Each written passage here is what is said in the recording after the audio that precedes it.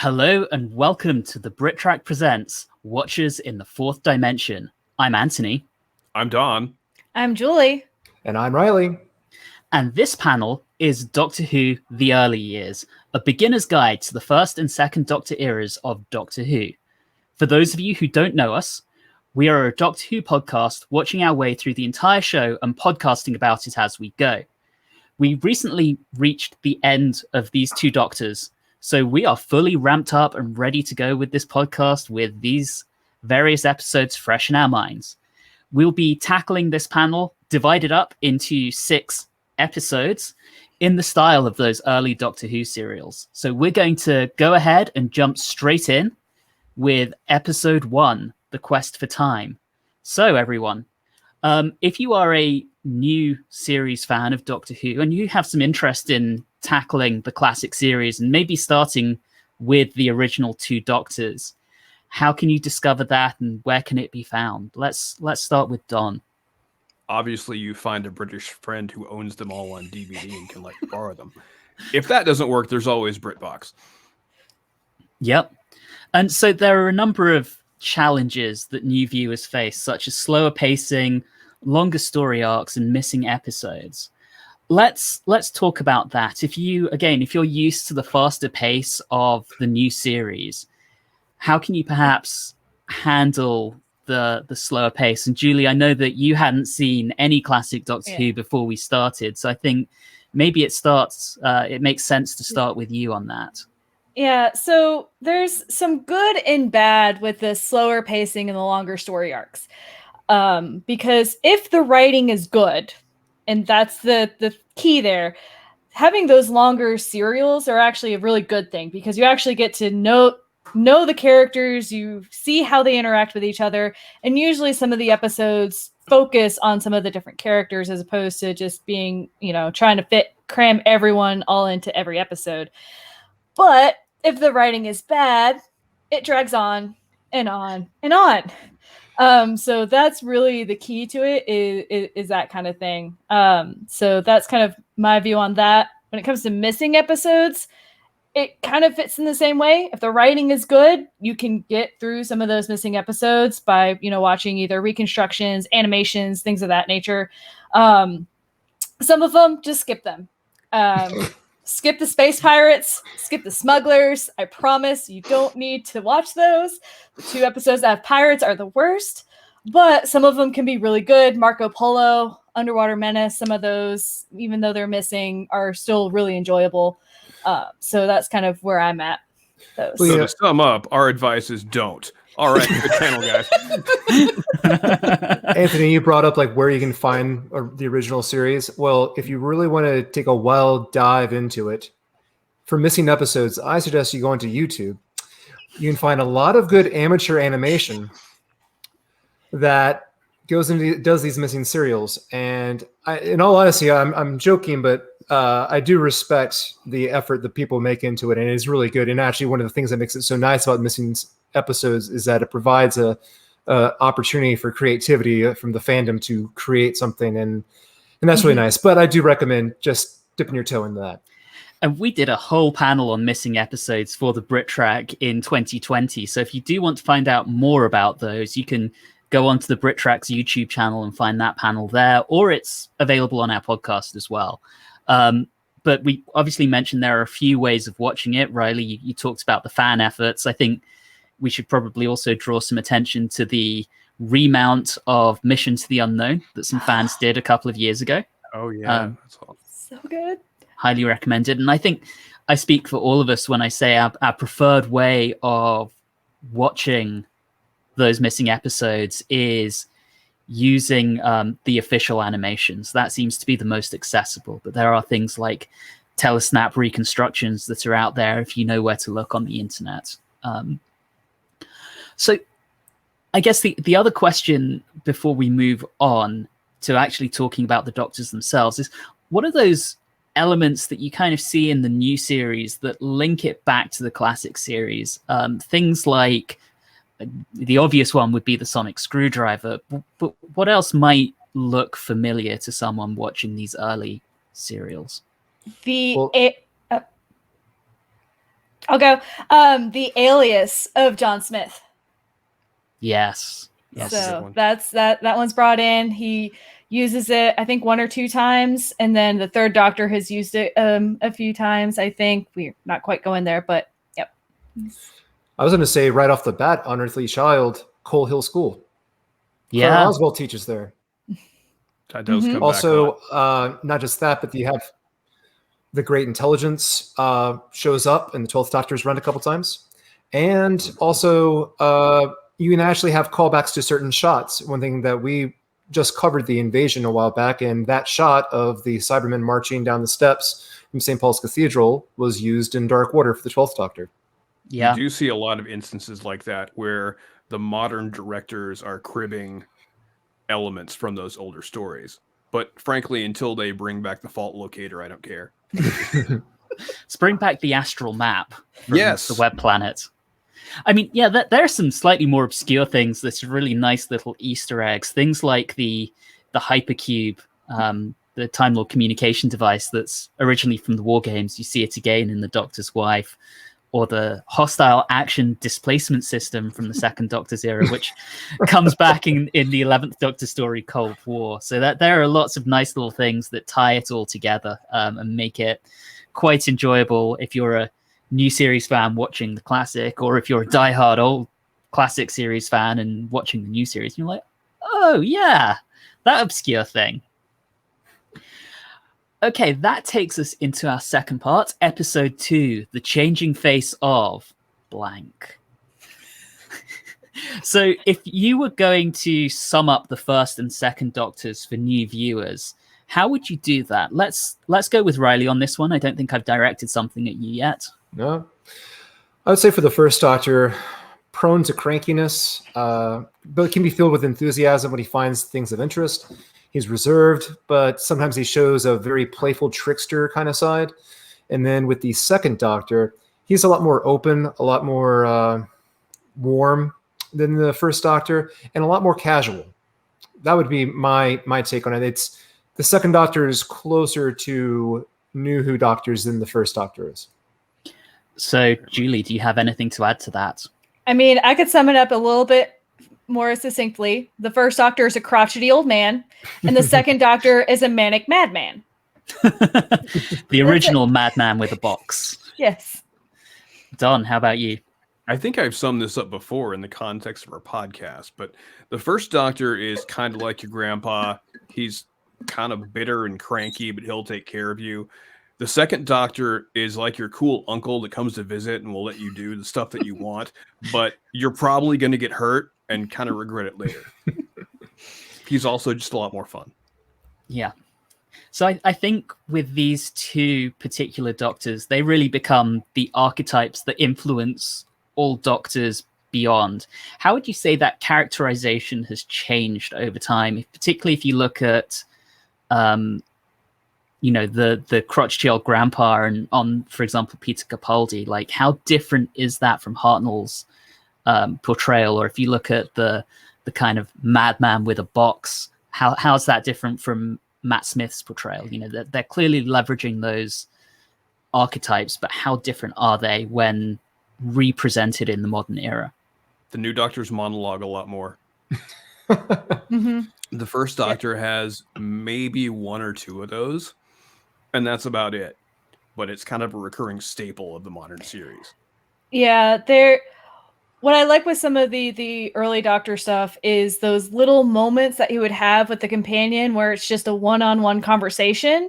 And, again, that leads to the not as much monologuing, but having actual character moments, as I like to call them. So there's a lot more of that. And then kind of like with Matt Smith, he's manic in a way that like seems like childlike a little bit more than just having fun or something along those lines. So it's always interesting because he's supposed to be playing someone older, but oftentimes I sit there, I'm like, grow up a little bit. Riley, anything to add? Well, I was thinking about this, and I was thinking about how they change over time. I was thinking about how the first Doctor changes to the second Doctor, and I'm thinking about in that era. And also, I was thinking that, when you think of the first Doctor, it's I always think of him as a mysterious force of nature because we don't really know what he's all about at the beginning, do we? And it's very clear at the end of the second Doctor, we finally get a clear mission statement from the Doctor. In his quote, when he says, "While you have been content merely to observe the evil in the galaxy, I have been fighting against it."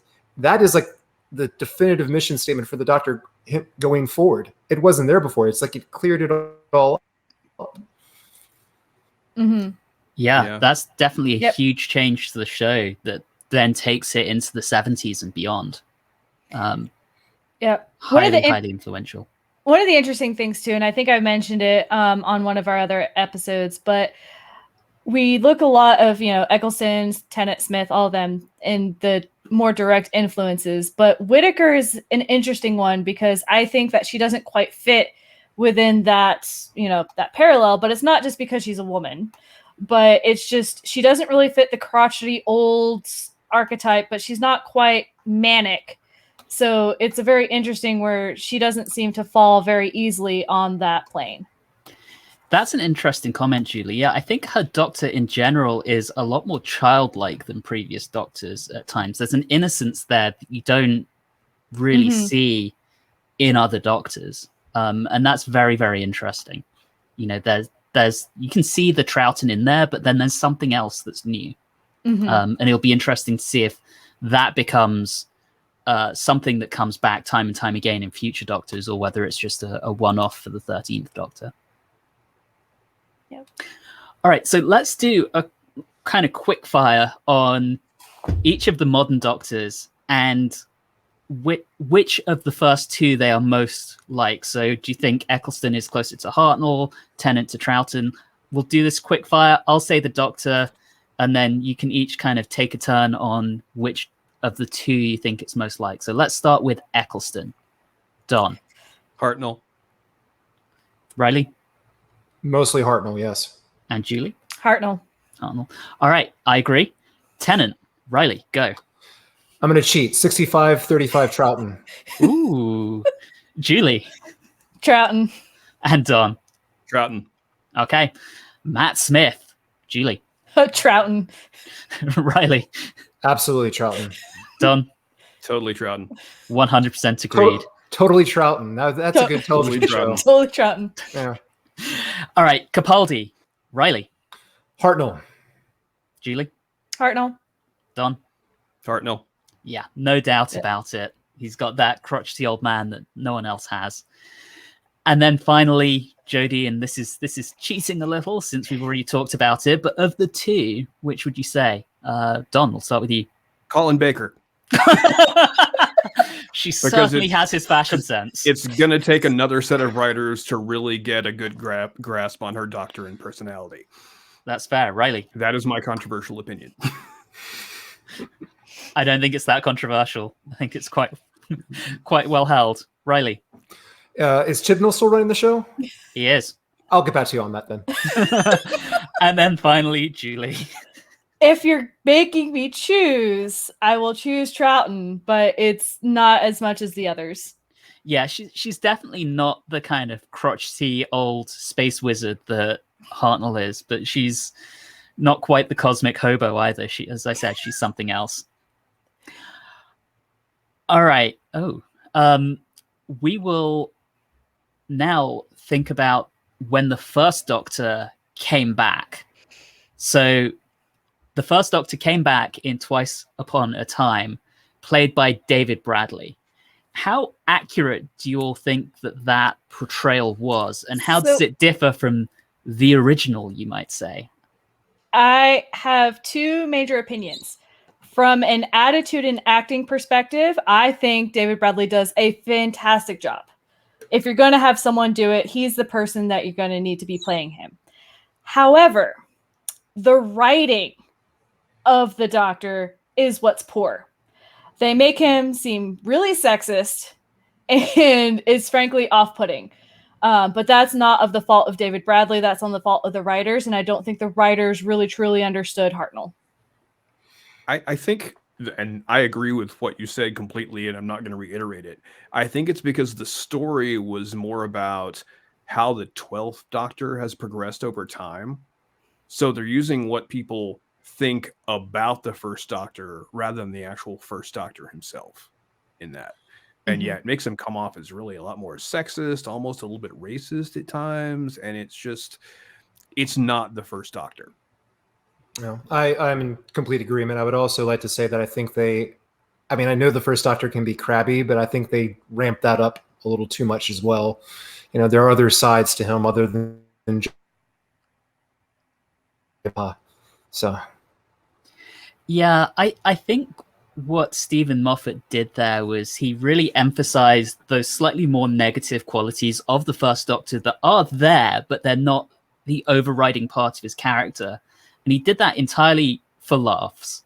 And it kind of leaves a little bit of a sour taste in the mouths of those of us who are First Doctor fans, because it's not quite true to his character.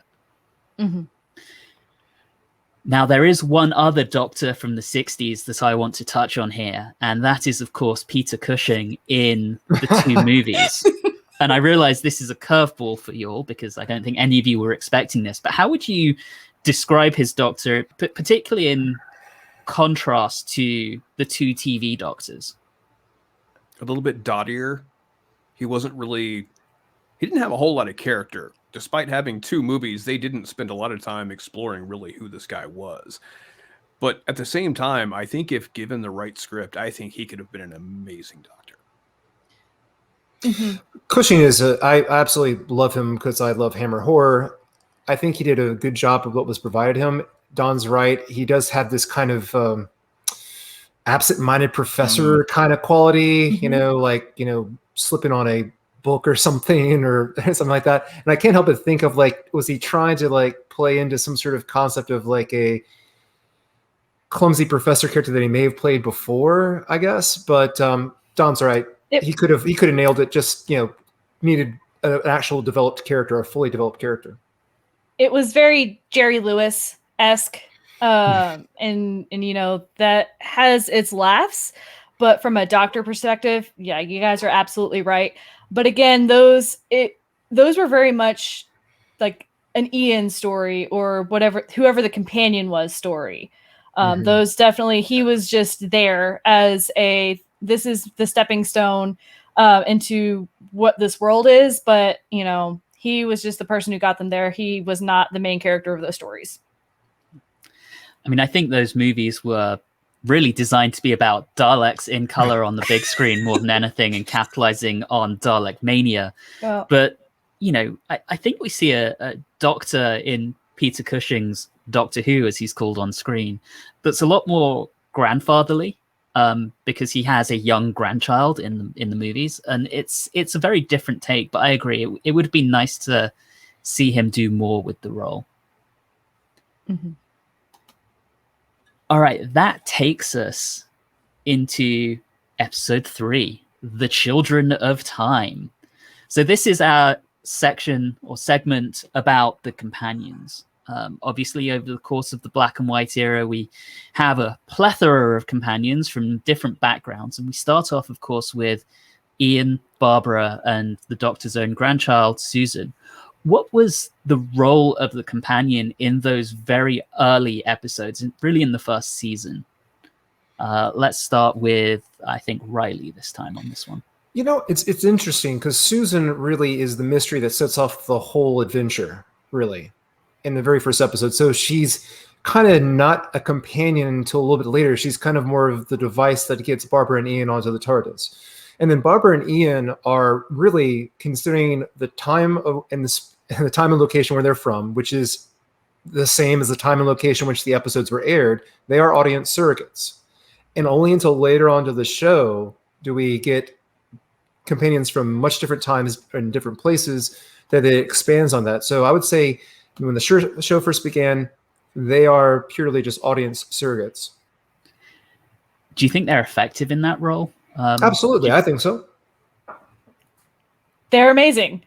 How dare you indicate that there could be something that's wrong with Barbara? As a school teacher from the 1960s myself, yes, I think they are quite effective. I mean, Julie, I think we all know that Ian and Barbara are probably some of the best companions the show has ever had, and I'm certainly not disputing that. Certainly not to, get more views on the internet, but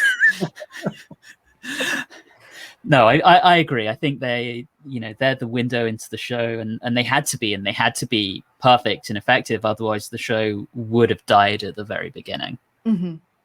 Absolutely. So we have Ian and Barbara in that surrogate role.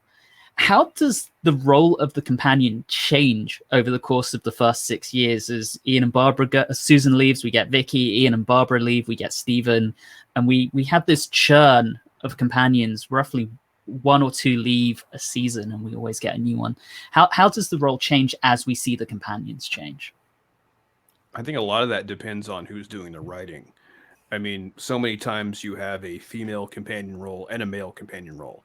If they're the female, their job is to wander off, get captured, scream a lot, get rescued, get captured. That's if they're being written poorly. In especially the Hartnell era, the role of the male companion was to do the physical stuff that Hartnell couldn't do. Mm-hmm. And oftentimes they would even hand over some of the Doctor's lines to him if he was out sick. As things move further on, especially into the Troughton era, they're really more like the Doctor's friends, which is actually nice. You get more characterizations. You get a little TARDIS family, which you do have a little bit with Barbara, Ian, and eventually Vicky. And it's it eventually gets better and sometimes gets worse. Yeah. It definitely goes from that outside view looking in to friendship and things of that nature. One of the things I note a lot is that Hartnell, half the time he was trying to get rid of Barbara. He's like, I'm going to leave you here and you're just going to have to deal with it and, figure out how to live in this time. And then when you get to Troughton and, it comes time with what happens with Zoe and Jamie, and it's devastating to him when he's forced to be parted from them. So it's a very big change. Well, I think even with the first Doctor, you see a pretty radical change in his attitude towards his companions. By the time Ian and Barbara do actually leave, he's quite upset about it. There's that wonderful scene at the end of the massacre, which is bluntly probably the best thing about the massacre, after Stephen leaves, where the Doctor has that wonderful little monologue about how everyone's, left him and maybe he'll go home, but oh wait, no, I can't. And he starts becoming a lot more paternal or grandfatherly to his companions by the end. Also another thing that's changed with the companions is that their motivations change. I mean, Barbara and Ian from the very beginning, their motivation is to get back home. Yeah. Well, later on, everyone else seems to either by choice or by happenstance be happy to go along with the adventure. I mean, that's their motivation. And to steal a joke here, with Katerina, her motivation was to be the first woman in space. I know we've gone there before, but that's still dark. Well, and another thing with that is, to be perfectly frank, when you, especially Zoe and Jamie, you got Zoe who's been brainwashed for most of her, life, and she's trying to escape that. And then you have Jamie who just got out of Culloden, and so the entire Highlander way of life is going to be taken away. They come from very traumatic backgrounds, and so their ability to travel on the TARDIS, there's no reason for them to want to leave. And yeah, that's significantly different than what we had with Ian and Barbara. Yeah, and with Vicky, I mean, we find her, she's being, gaslighted by who wants to be a coquillionaire. So very, very true. Yes. Oh man. So what do you think makes the companions from the black and white era unique in comparison to their modern counterparts? Not a single one of them falls in love with the Doctor, and Kamika from the Aztecs does not count. Right. Also, most importantly, they're truly regular people. In the New Who has a problem in which, and don't get me wrong, I love New Who, but there's a problem.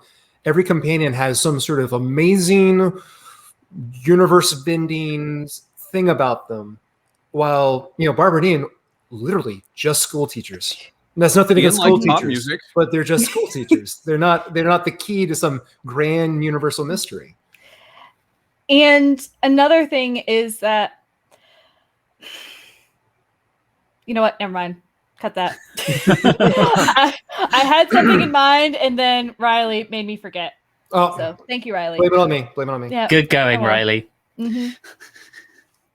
Yeah, I think that's a really good point, though, Riley. You know, you've got the bad wolf with Rose, then you've got Martha, the who traveled the Earth to save mankind. You know, you've got whatever was going on with Donna. You've got Amy, the girl who waited, Clara, the impossible girl, and it just goes on and on and on and on until you get to Bill and then Jodie's companions, who actually start fitting back more into the mold of the classic companions. But yeah, it definitely was an issue where every companion in Modern Who is like super special and super important. And yeah, here they're ordinary people.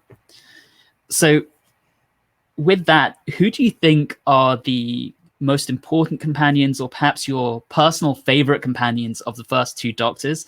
And we know exactly where you're going to go, Julie, so we may as well start with you. You don't. We don't? Because my most important companion is Vicky. Okay. Vicky is the template for future companions. She, she's smart. She's willing to just do whatever. She wants to start a whole bunch of rebellions and revolutions. But everyone is based off of her for the most part. There's some element of them. And so I think she's really the most important, because as much as I love Barbara and Ian, which they're important because they're the first ones and they're good, and everyone knows my love of Jamie, but she's really truly the most important of all of the companions up to this point. And your favorites? Oh, Jamie's my favorite. Because and the reason why is that the chemistry that he has with the Doctor is the best chemistry between a companion and a Doctor that I've seen so far. Yeah. Don, let's go to you next. You did say some, so I don't have to pick just one, which is good. Obviously, Barbara and Ian are there because they were there from the very beginning, and they really set that template. Julie effectively took my answer for Vicky, because she's right about that. I'm a big fan of Zoe, because she gets to be smart and doesn't become the peril monkey that Susan became.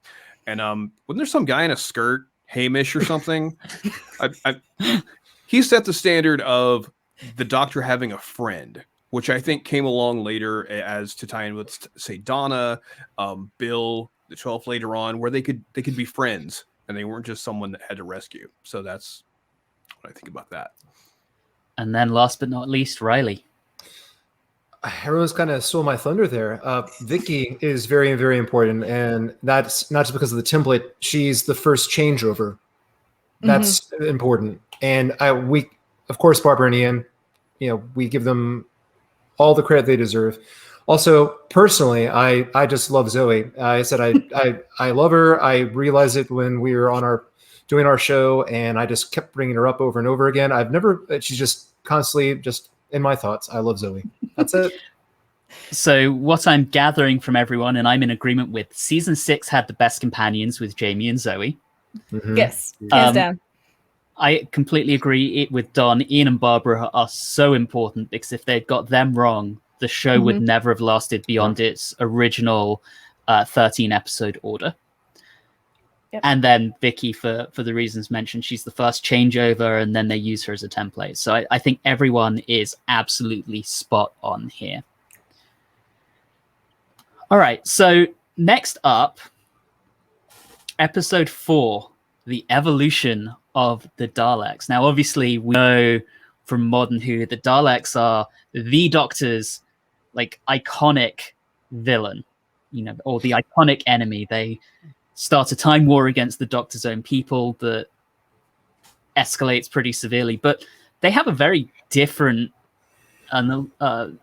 first appearance, one that's almost a lot more kind of humble.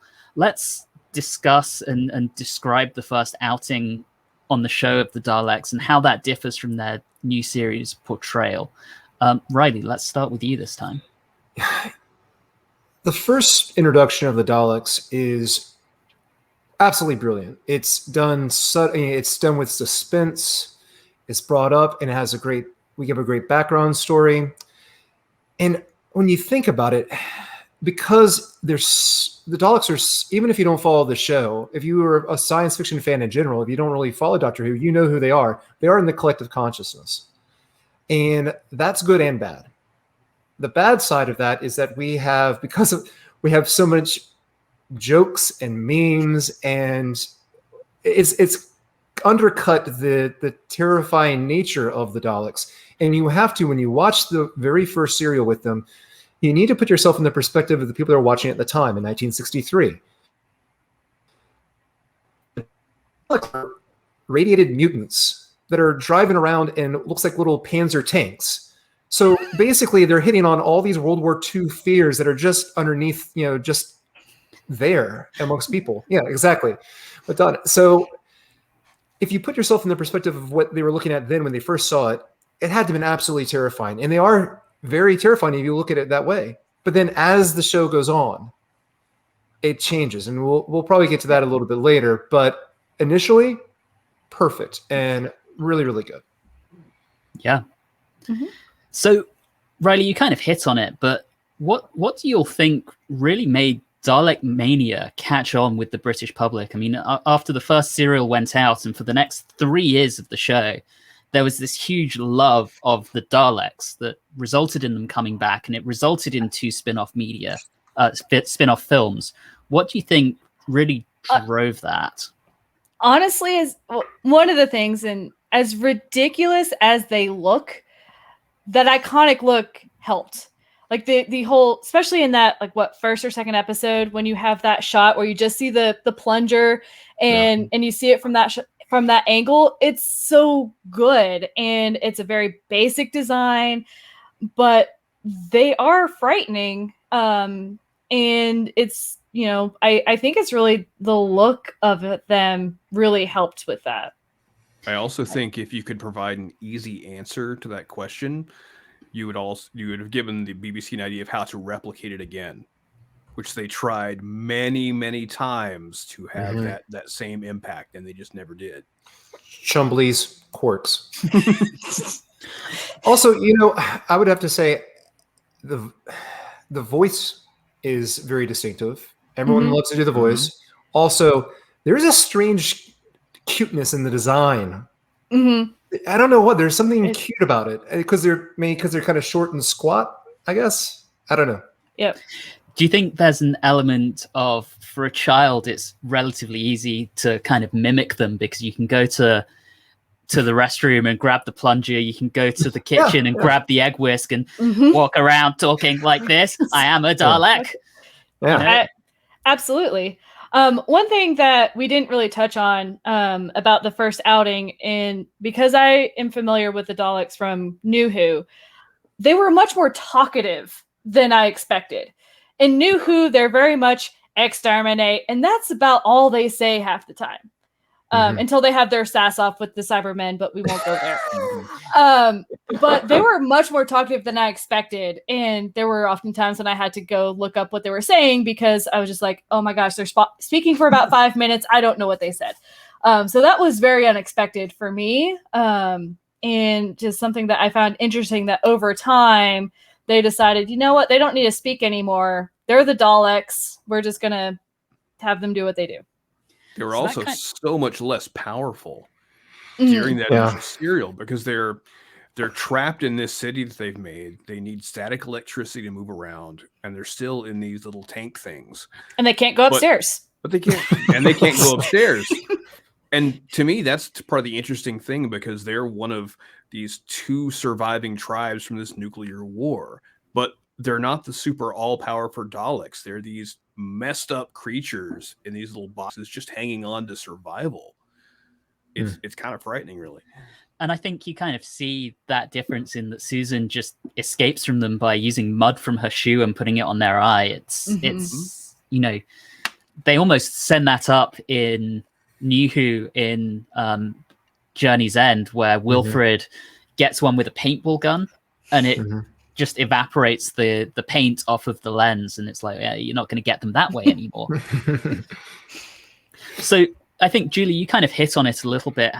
How do the Daleks change over those first 4 years of the show? I think that's kind of pretty key. Yeah, not only about how they talk and things like that, but they become more power hungry.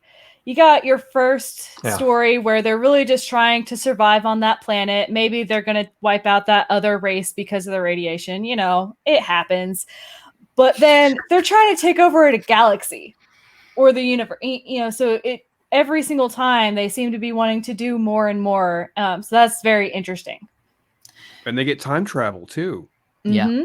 In the chase. So yeah. Yeah, and see, that's part of the thing is like in the chase, that's at the beginning of where we start to see a bit of a comedic kind of feel. They get a little silly because there's some very humorous scenes in the chase, and it really does undercut their terror.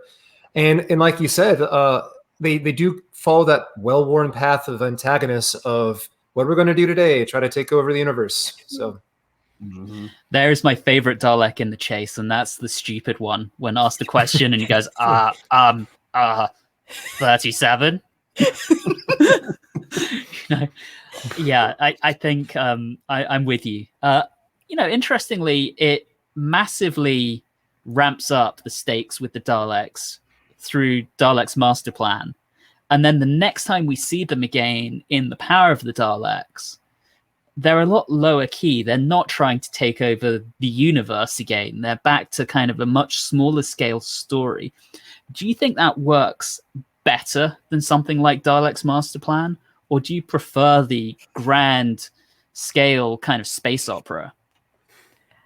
Well, the problem is they're using that as the example when that was a huge undertaking that they did, and I thought that worked very well. I liken it to a lot of like New Who, where like every single time they're doing something ridiculous, like moving planets around, and it's not effective at that point. It's just like they're your OP, you know, it's like they can do whatever they want. I do like in general like the smaller scale stories because we don't need that huge scale every single time. That's my opinion. It gets really ridiculous when the fate of the universe is at stake every single time. To me, a story about a single family that's in danger from the Daleks is much more interesting than an entire planet or the universe or whatever. Yeah. Riley? Oh, I agree completely. It's just obviously that's a harder thing to write, but that's because it provides so much more depth, and that would be a lot more interesting than just write it off as let's take over the universe. Yeah, I think there's room for both types of story in the show. You know, I really enjoyed the grand space opera, but to your point, if you're doing a smaller scale story like Power of the Daleks or like Dalek in Modern Who, there's a lot more space for character development with the non-Dalek characters, and that I think is a lot more kind of effective. After season 4, obviously Terry Nation decided to try and spin off the Daleks into their own show, which was unsuccessful, so we don't see them again. So while they do get 2 appearances with the second Doctor, they're more the first Doctor's main enemy in terms of recurring. But what we do get, and this leads us into our next segment, episode 5, is the emergence of the Cybermen. They show up in the first Doctor's last story. So let's talk about the introduction of the Cybermen. Thoughts, feelings, opinions. Let's start with Don this time. I like the first couple of appearances of the Cybermen because they're a unique example of body horror within the Doctor Who canon. And what I find frightening about them when they're done well is they think they're trying to help you because they are making you like them, and what they do is survive.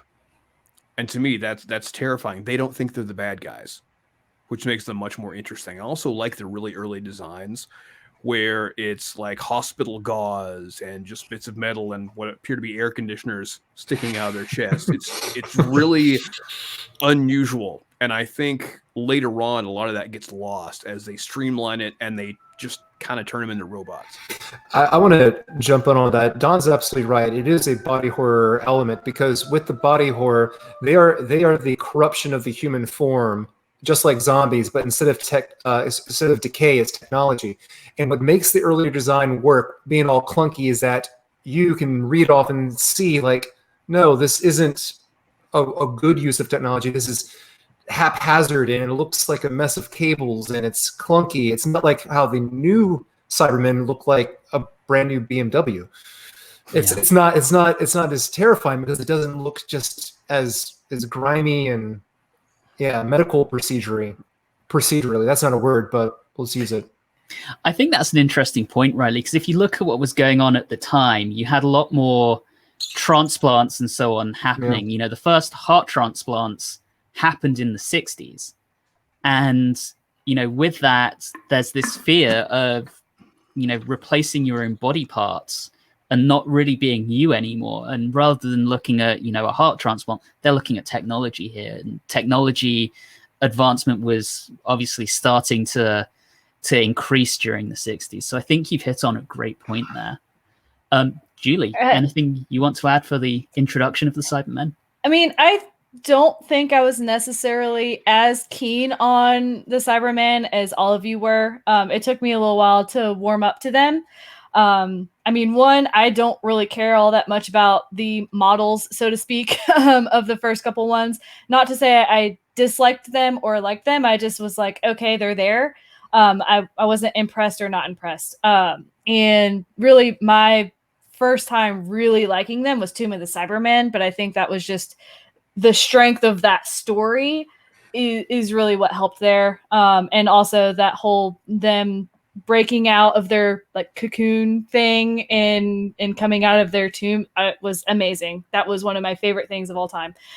But, you know, to be perfectly honest, the introduction of them, I was just kind of like, yeah, they're kind of, you know, like when I sat back and thought about it, it's like, yes, that is terrifying. And that's the main reason why I think the Cybermen do so well is that thought of I could become a Cyberman. And that's really the scary part of it is that as a human, this is what I could become. But it just took me a while to warm up to that. So they bring back the original 10th Planet Cybermen in the 12th Doctor's penultimate story, World, Enough, and Time. Does that kind of seeing them again, and now that I know you've all seen the 10th Planet, does seeing those early models in the modern era provide some level of excitement or nerdy happiness? You know, did that work, or do you think it was just an unnecessary bit of fan service? I think it worked. I absolutely loved it. And in fact, I love the fact that they provided, even though they were limited in costuming back then, to probably not be able to make like a full like metal humanoid robot face that looked convincing enough to look very human. They had to do like the gauze or like the kind of the sock kind of thing. Mm-hmm. And then in World Enough in Time, they provide a answer for that. Why it's a fabric, why it's a cloth, and that's wonderful. And it's terrifying. It looks great. Yeah, I think it works. I actually like that type of design much better than the metal thing. But I think it's, you know, in World Enough in Time, they gave them gloves, but you look back at the 10th Planet and they still have their human hands. And that's so wonderfully creepy. It really does add to that element of body horror that you were talking about, Don. Better than like the moon base where they had the weird like claw things, whatever those were. Yeah, that was a bad time in Cyberman fashion. We don't talk about that. And we haven't even talked about their ability to skip. They're very good skippers across space. For those of you who don't know, Riley is referring to a scene in The Wheel in Space, which was not necessarily their proudest moment. So, with the departure of the Daleks, the Cybermen more or less became the show's dominant monster. They have the most recurring appearances, but they weren't the only ones that the producers were trying to push. What do you think were the other monsters and aliens that were really vying for that kind of top spot that had been vacated by the Daleks? It's hands down the Vord. Let's be honest. That's what should have happened in an alternate timeline. Yeah. Bring them back. First of all, if you mean they were the dominant monsters, I mean, they were used in stories where literally any other monster could have worked, and it didn't have to be Cybermen. So they kind of win by default. But their competition, I mean, the closest thing that happened was the Yeti, because they showed up twice. or the Ice Warriors. Yes. The Ice Warriors, I forgot about them. But you had a few other robotic type enemies like Quarks and Crotons and the Mechanoids. And just none of them had that same distinctiveness or the same coolness that the Daleks did. All right. Mm-hmm.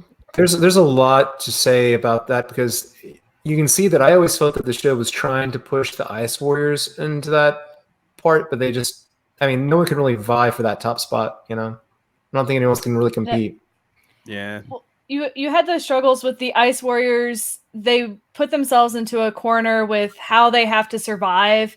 So you're always having to push that we need it to be cold. We need to, get rid of the water and all those other things.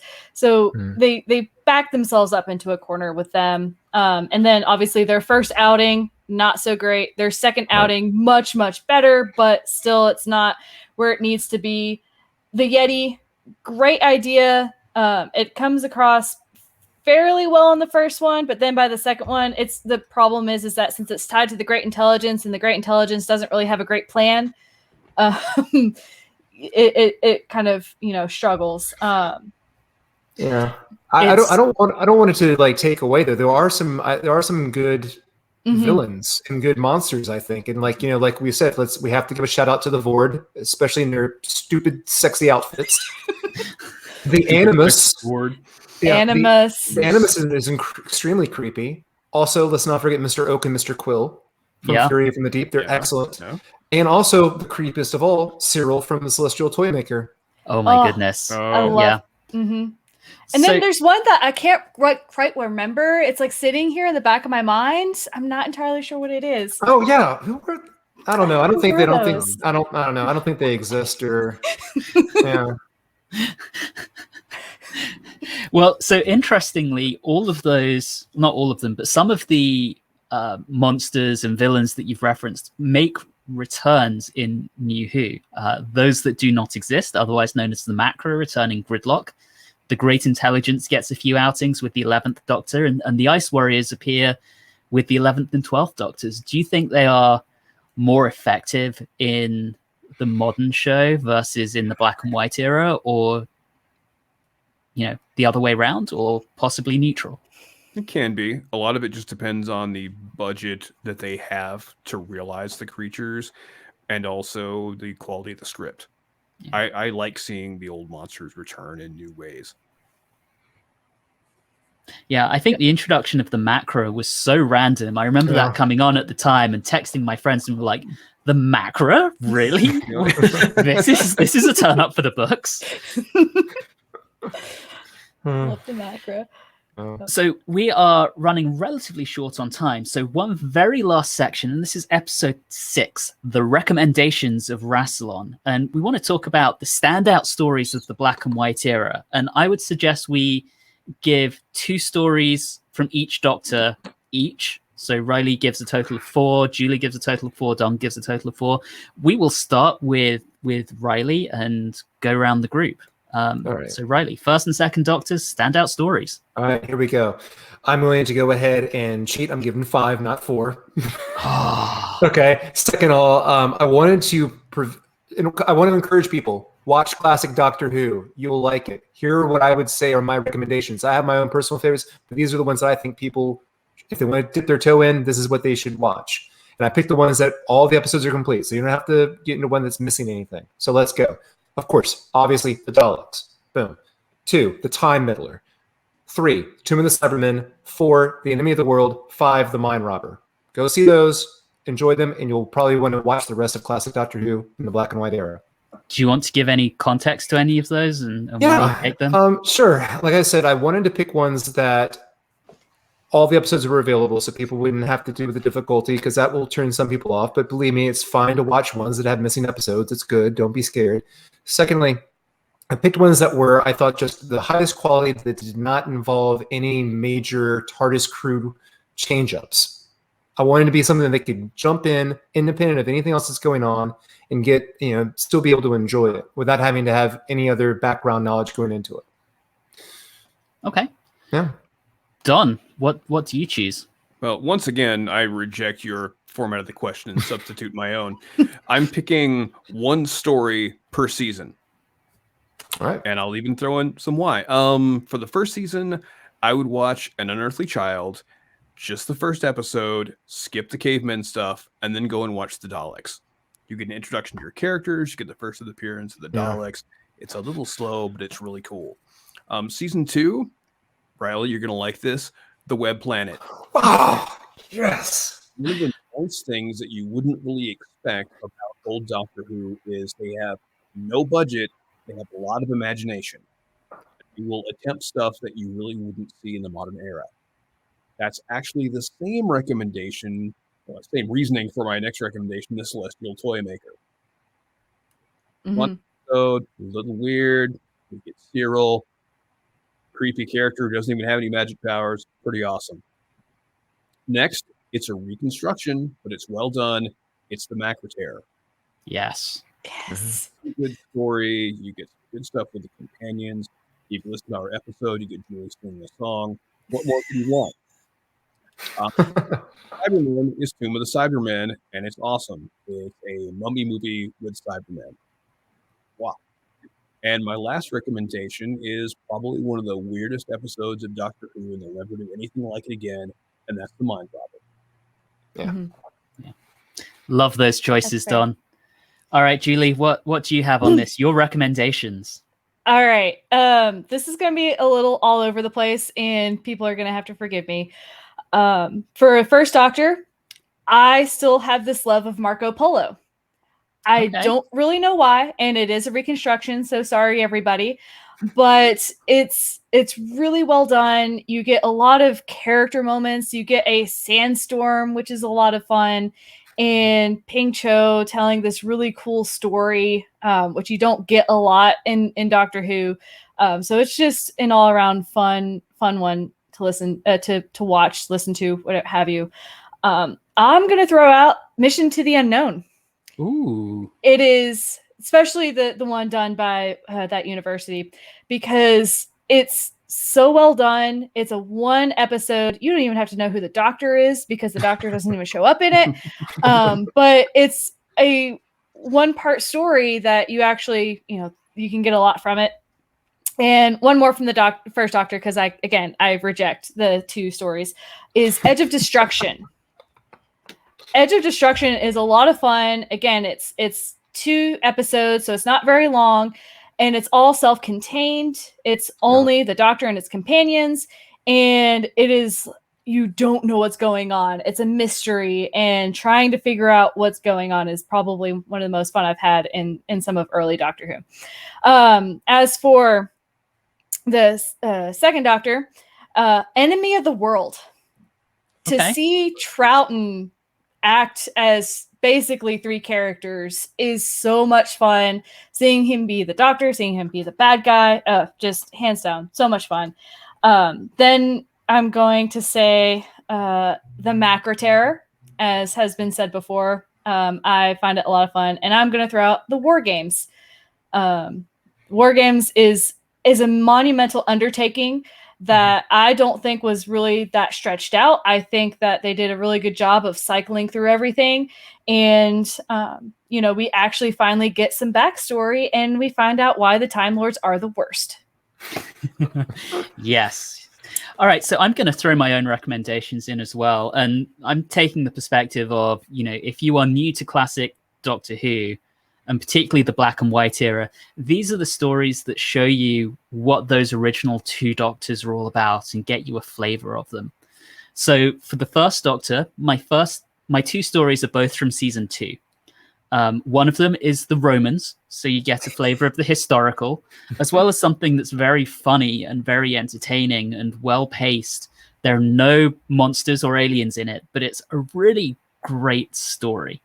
And, the historicals are something that's very unique, predominantly to the Hartnell period. And then I would also recommend The Chase. It's silly.